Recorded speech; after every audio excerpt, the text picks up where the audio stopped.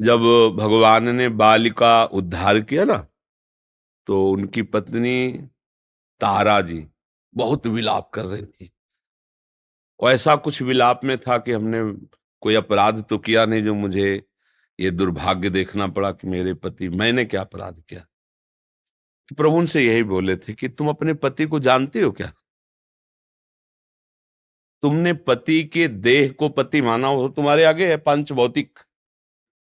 जो पति अंदर था उसको तो तुम जाना नहीं, और जिसे जाना नहीं वो चला गया तो उसके लिए रोना क्या? भाई हम जानते नहीं तो हमारी प्रीति नहीं तो रोना बनता ही नहीं। अब हम जिसको जानते हो आगे पड़ा है पांच भौतिक शरीर, और उसके लिए तुम रो रही हो, तो तुम्हारे सामने रोने की जरूरत नहीं। तुम कहती हो वो चला गया, तो जो था उसको तुम जानती थी क्या? तो नहीं, तो भाई अज्ञान है। अभी सही रोना भी तुम्हारा सही नहीं है। दीन ज्ञान हर लीनी माया।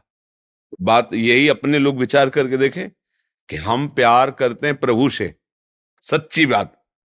क्योंकि जब शरीर से प्रभु अंतर ध्यान हो जाते हैं तो कोई भी प्रिय शरीर हो हम उसको नष्ट कर देंगे, आग लगा देंगे, उसमें नहीं लगा देंगे। तो इसका मतलब हम कहीं ना कहीं प्रभु से, और अगर जान करके प्रभु भाव से, तो फिर आपका कल्याण हो जाएगा, आप भगवत प्राप्त महात्मा हो जाएंगे।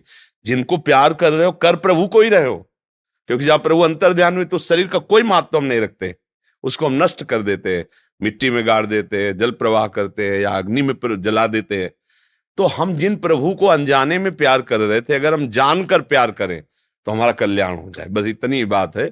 सारे चराचर जगत में वही पावर, भगवान ही सबके हृदय में है। तो भाई में भगवान, बहन में भगवान, माँ में भगवान, पिता में भगवान, अभी भक्ति बन जाएगी। तो भगवान को तो हम मंदिर में देखते हैं, और हृदय मंदिर में सबके बैठे हुए भगवान का अपमान करते, इसलिए कुछ नहीं हो पाता। अगर सबके हृदय में बैठे हुए भगवान का आदर करें, तो सही बताते हैं ये सब मंदिर है।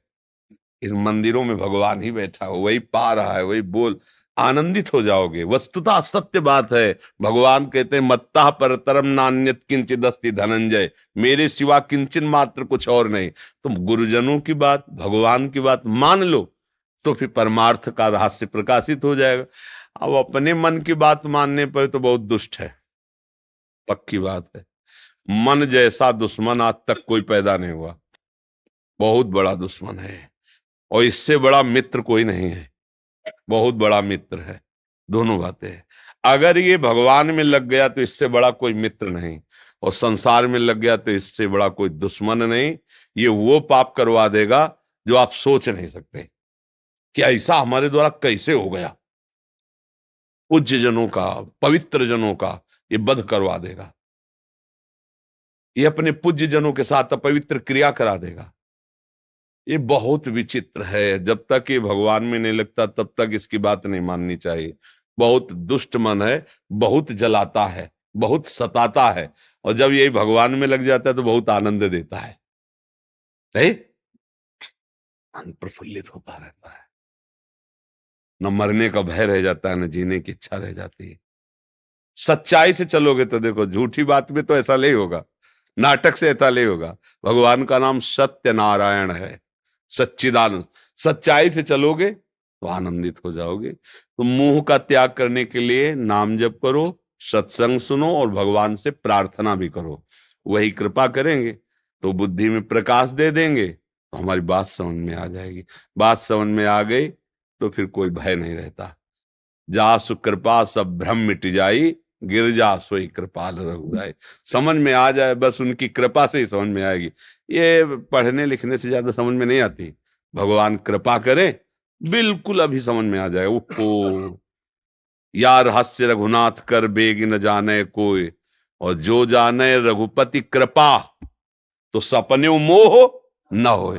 हेले, सपने मोह न हो। जागृत के तो कौन कहे, भैया उन्हीं से प्रार्थना करो, हे कृपा सिंधु मेरे मोह का नाश कर दो। और खूब नाम जप करो और सत्संग सुनो, धीरे धीरे मन पवित्र होगा, आनंद आने लगेगा। अवतार सिंह जी, राधे राधे। राधे राधे महाराज जी, जय माता दी। महाराज जी आपके चरणों में कोटि कोटि दंडवत प्रणाम। महाराज जी, माँ की असीम भक्ति और अखंड ध्यान कैसे प्राप्त होगा? मन को जो हर वक्त दौड़ाता रहता है, कैसे स्थिर करके माँ के चरणों में सदा सदा के लिए केंद्रित करूं? जैसे हम वास्तविक अपनी माँ से प्यार करते हैं, वैसे वो जगदम्बा है। आद्य शक्ति वो अम्बा है, वो माँ की भी माँ है, उनको जगत जननी कहा गया है। आप शक्ति मानकर मत उपासना करो, माँ मान के उपासना करो। तो हमारी माँ शक्तिशाली है, वो तो है ही है। शक्ति